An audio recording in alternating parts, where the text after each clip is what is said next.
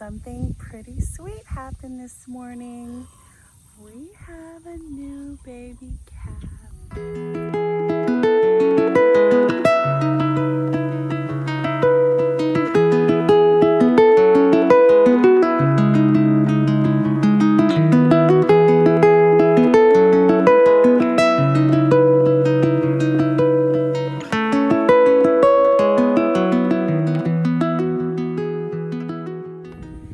Our mama cow was acting pretty strange last night, so we knew that she was probably in early labor. Checked on her a couple times, got up at 2 a.m. and she was laying down, so I thought, well, we'll go back to bed and we're probably okay.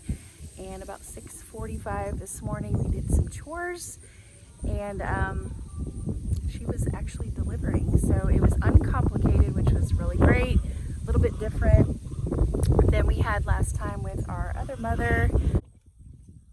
So it was a little too windy for you to hear me at all. So what I was saying was uncomplicated, no intervention births are what we always hope for. So here mama is taking care of her afterbirth, and it's just really been a beautiful morning to have a calf. The sun is shining. I think it's supposed to be 78 degrees for the next several days. Baby is just basking in the sunshine, and we could not be more grateful for her.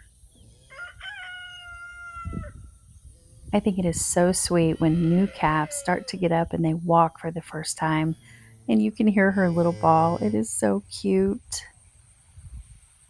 Right from the very start, I could tell she was a little weak and would rather lie in the sun than nurse very much. But I was hopeful that she would pull out of it and decide on her own to attach to her mama. I could tell mom was just a little irritated, maybe in part because we were standing there, but more so because the baby really needed to relieve her mother and nurse. So I decided a few of us needed to stay home from church, and we really needed to make sure mom was being motherly and baby was getting all the colostrum she needed. Well, I'm back, surprise. So sometimes things are uneventful at birth, and other times things go perfectly well and there's no intervention. Sorry, let me get through this gate. We'll go over here so I can hear myself think.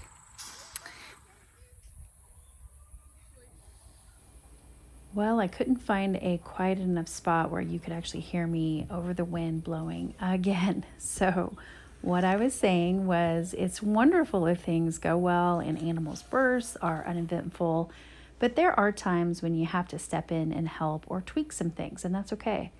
I am glad a few of us stayed back while the rest of us went to church, because what I thought I observed in the baby was absolutely correct. I really wasn't comfortable with how weak the baby seemed. She would nurse for 10, 20 seconds at a time and just lay down right where she stood, even if it was under her mother.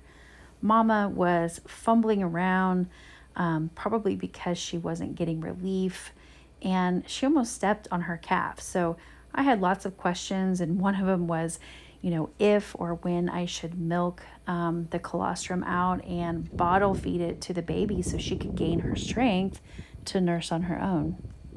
I also knew that this was her first calf, and sometimes they don't always do everything right with their first one, and that's okay too. It's not a big deal, and if I could help with something, I will. Now, it's not like she wasn't eating anything, but my assumption was she was only strong enough to stand for the little that she was getting, and maybe mom wasn't letting her milk come down. Babies can get really exhausted from sucking when there's little to no milk, and they will weaken. So I made a plan, and I physically required the baby to nurse because I knew my alternative was to milk and then put it into a bottle and then feed the baby. And that's just not really what I wanted to do. I wanted her to naturally do what she's designed to do, which is nurse. That colostrum is so vital to her strength and development, especially in the first few hours of birth. So I was determined not to give up. I wanted to see her running and jumping and enjoying herself out in that field, and it just really wasn't happening. So the decision was made to go ahead and milk the colostrum out after the calf was done, even if it was 20 or 30 seconds of nursing. And then we were going to put the colostrum into the bottle and then go ahead and feed her until she gained her strength to stand longer so she could nurse. I feel more comfortable with that plan because there's consistency with the routine of her feedings, and I can keep track of how much she's getting that way. So I really felt like consistency was going to be my friend, and it wasn't going to fail me as long as I didn't give up. So to recap a little bit, the first day, the first 24 hours, baby would get up, walk around a little bit, nurse maybe 10, 20 seconds, lay back down in the sun for the next few hours. So really little to almost no progress was really being made. We were bringing out warm rags to put on mama's udder so she could relax and let her milk down. Day 2, when we decided to go ahead and milk the colostrum, it became an even bigger challenge because this mama was so protective. She actually head-butted us and actually knocked over my daughter during one of her first milkings. So she did not like us to milk if she could not look at her baby. So there were a lot of learning lessons that went into this whole experience in the first 48 hours. We were milking in the stanchion, but found out real quick that that wasn't going to work because mama just wasn't happy unless she could literally have eyes on her baby, or it was literally physically right next to her where she could touch her. So it was posing a challenge for us to get that colostrum to begin with. And we started milking her in the field because that was just really the only option that we had at the time. As you can see here, she is holding the warm rag over on the one side of her udder while she's milking with the other hand. So she is my hero. She loves her cow and she loves to milk. So she is determined to get this mama doing what she's supposed to. So pretty proud of her.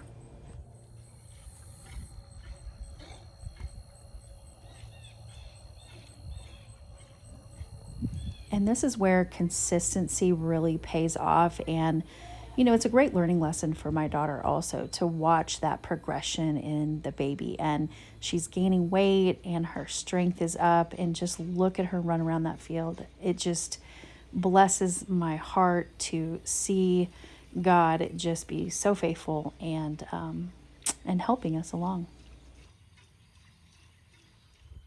Well, we've made it to day 3, and I am so pleased with the progress that the little calf has made.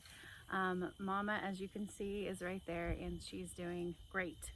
So to recap on what we did the first day, so I noticed some signs that just weakness and lethargic, and baby didn't want to eat, and the little that she tried to suck, it was more like, I'm going to stand and I'm going to try to suck for like 30 seconds and that's about all I can do. And then she just kind of sits down. She doesn't fall, but she kind of just, you know, you could just tell her little legs were weak because they were shaking, and she just sat right where she was, even if it was underneath the mom. So I could just tell that she wasn't getting enough, for one. And so I thought, well, we're going to make her nurse. We're going to do that. And then we're going to milk the mom, and we're just going to have to put it in a bottle, and we're going to have to get the colostrum down her.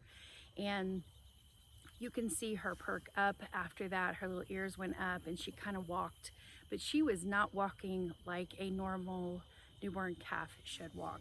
It was more like she would take a step or two and then she would kind of wobble and stand there, and then she would take another step, and then she would just decide to lay down and take a nap. And so I knew she was weak based on that.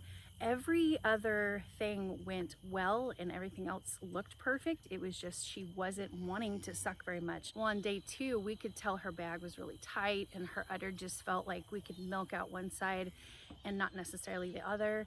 And so we were like, we've got to do something. I told my daughter, I said, we got to get some warm rags. We need to get her relaxed. She's probably high stress. This is her first baby. And so maybe because the birth, in my opinion, was uneventful for us, that doesn't mean it was uneventful for the mother. So I don't know if there was trauma in birth, or maybe it was a little lengthy, or maybe she had a hard time pushing. I really don't know. But it could be just because she's the first time mother and she doesn't quite know how to be a good mom right now. Although I have to say, on a side note, that she is probably the most protective mom we have ever had in any of our heifers. So I'm excited to see that, although she's had a little attitude the last couple of days, just us bottle feeding the baby. She hasn't quite understood that we're here to help.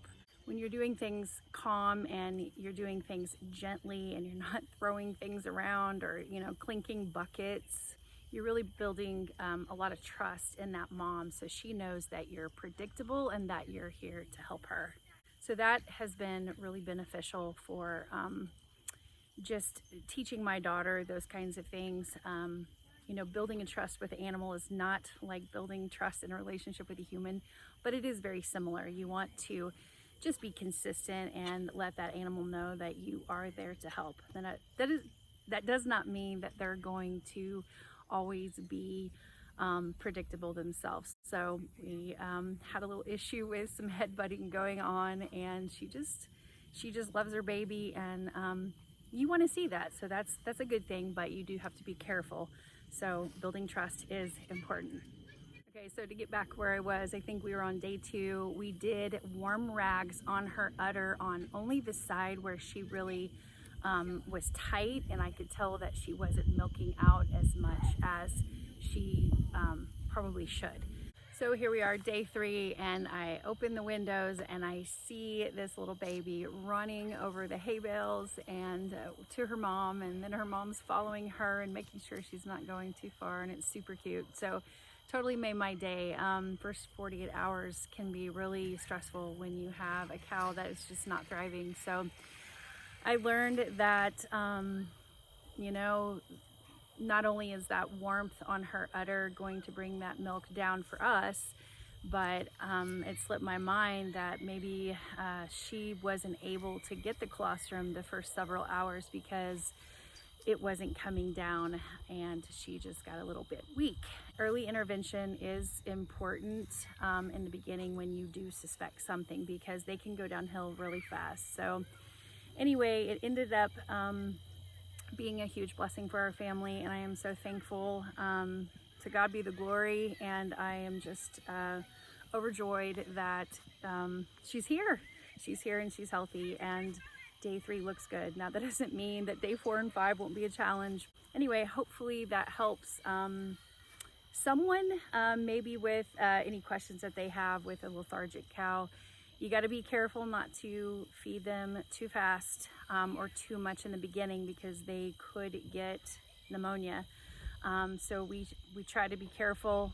There is a balance with all of that when you're trying to feed a calf who's not doing well. It's all a learning lesson. It's all a balance of knowing what to do, and it's all trial and error. It's been trial and error since we've done this, since day 1, and it continues to be. Every cow is different.